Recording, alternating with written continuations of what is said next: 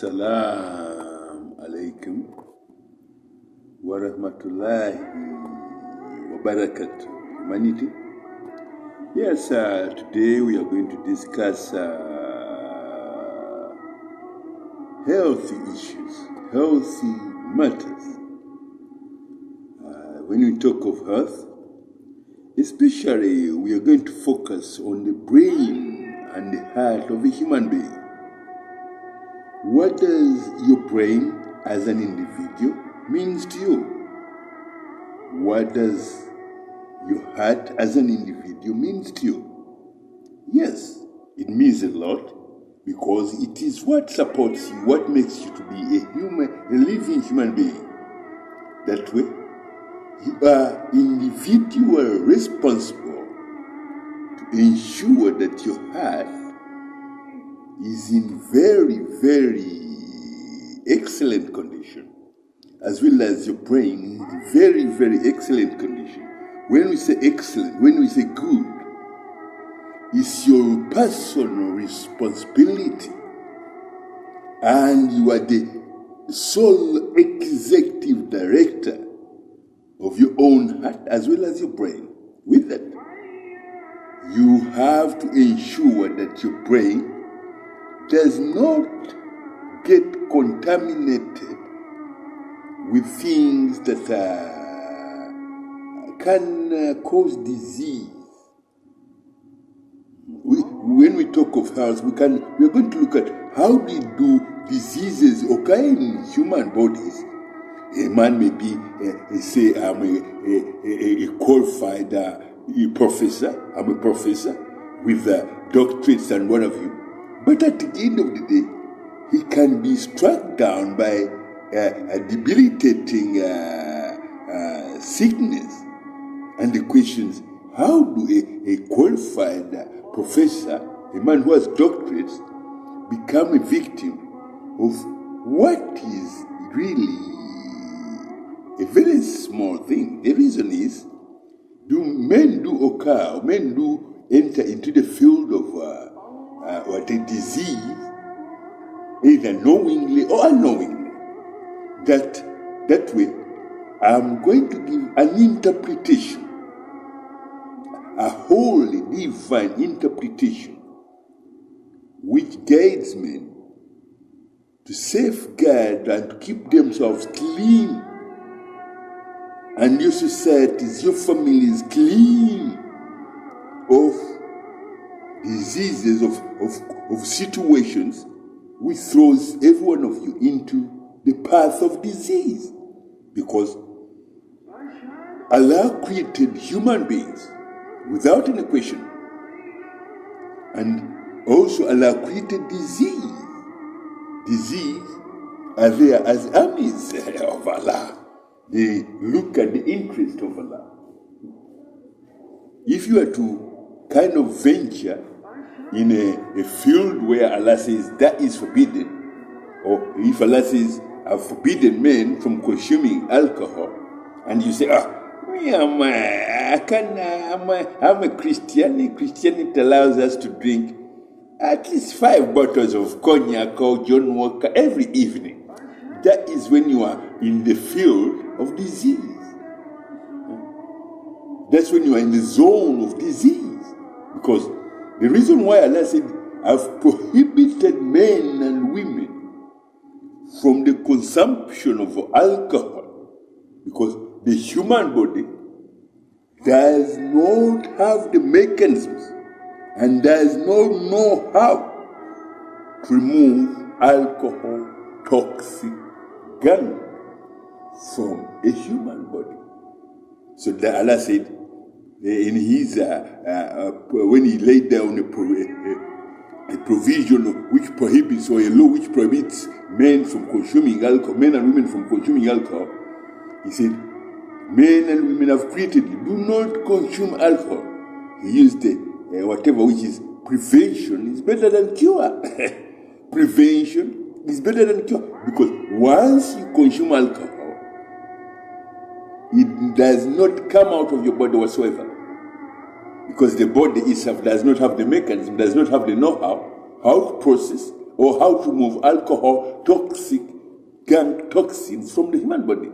So it circulates in every muscle tissue, causing pain. And it has alcohol, once it enters the human body, it triggers a very deadly alcohol effect or toxin effect of the gang of alcohol, which is rotting, boiling. It's a rotting, boiling, what kind of effect, which makes the muscle unable to, the human body, unable to rebuild, to regenerate, the muscle to regenerate themselves. So they become kind of dead. You're dead, but you have whatever, you can walk on whatever, but in pain. That boiling and rotting effect that alcohol causes to the muscle tissues of a human being, they are so painful because it makes, for instance, it makes every joint in your body become infected with what you call arthritis. Arthritis, because the ligaments are boiled because of the effect of the boiling, rotting effect of alcohol. Boiling, rotting effect. Decaying, boiling, rotting effect of alcohol. So that way, you go through pain day after day. So, as I said, prevention is better than cure. Do not consume alcohol. Do not put alcohol in your body. And on top of that effect also affects the brain. Because we wanted to look at the brain of a human being. The brain and the heart of a human being. Once alcohol is in your body, it kind of shuts down any what you call sequencing rotation cycles of every organ in your body.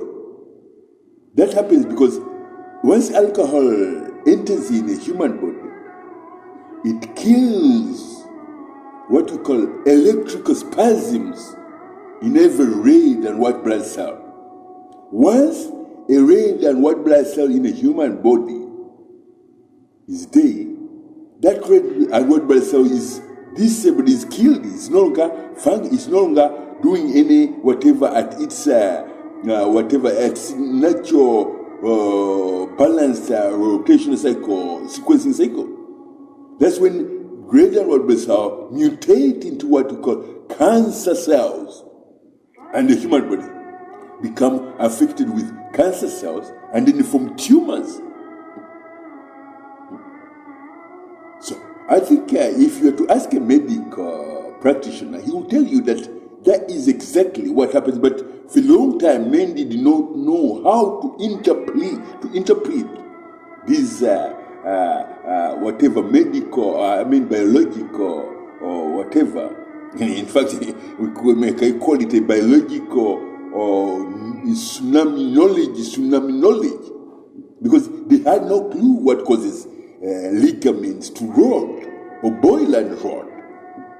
It's alcohol, because once alcohol is inside the human body, it does not go out. And in women, it's very deadly, because every unit of alcohol toxic gang goes straight into the reproductive system of a woman. That is ovaries.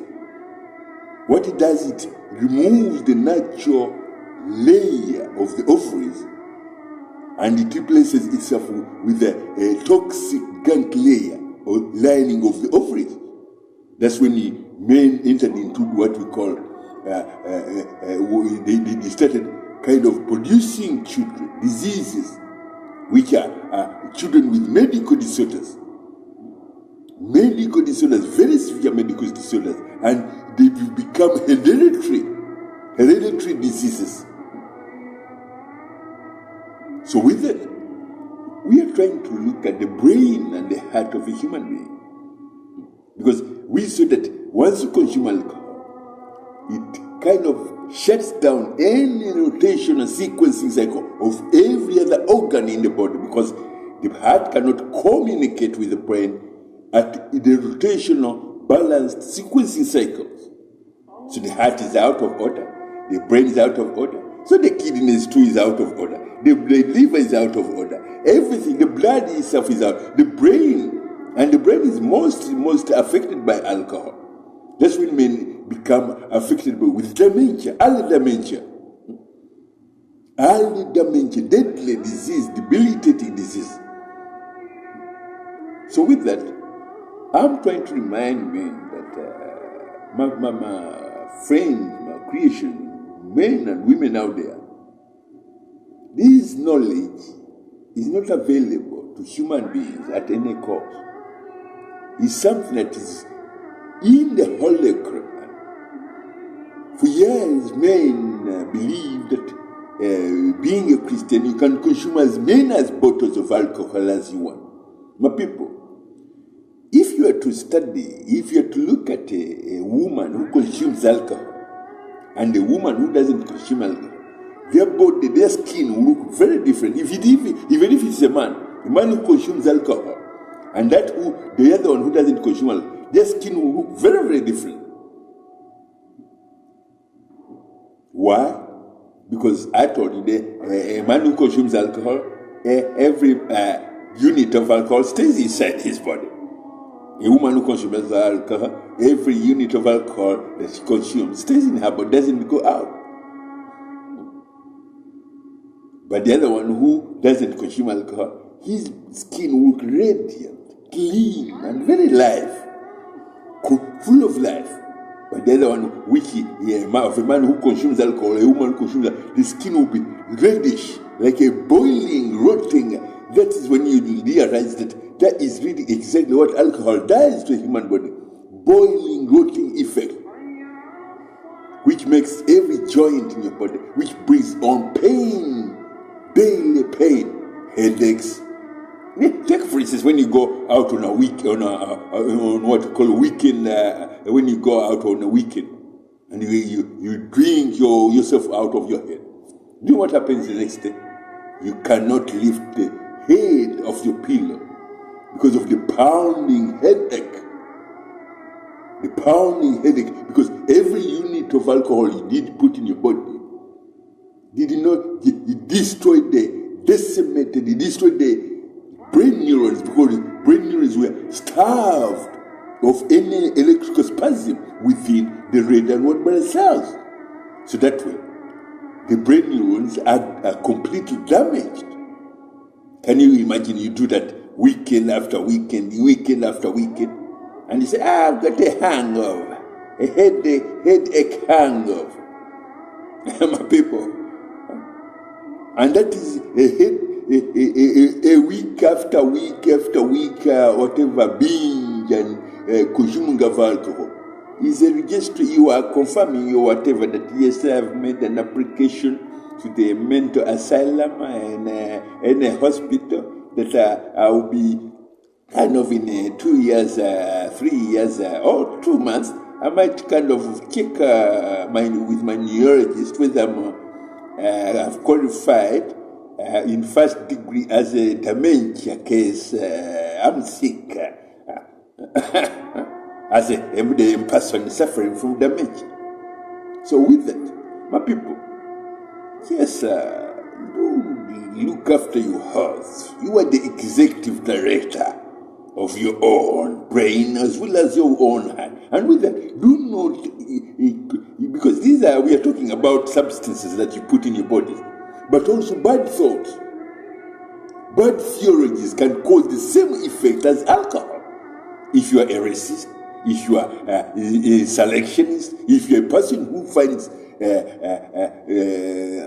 who has hate in their heart, who derive pressure from the psychological and physical manipulation of others, that is also can cause the same effect as alcohol does to a human body, causing the entire system of whatever to clog and red and what cells to mutate into cancer cells, because you are against life of other living human beings, because you think they are either black or brown or this or Chinese or Americans.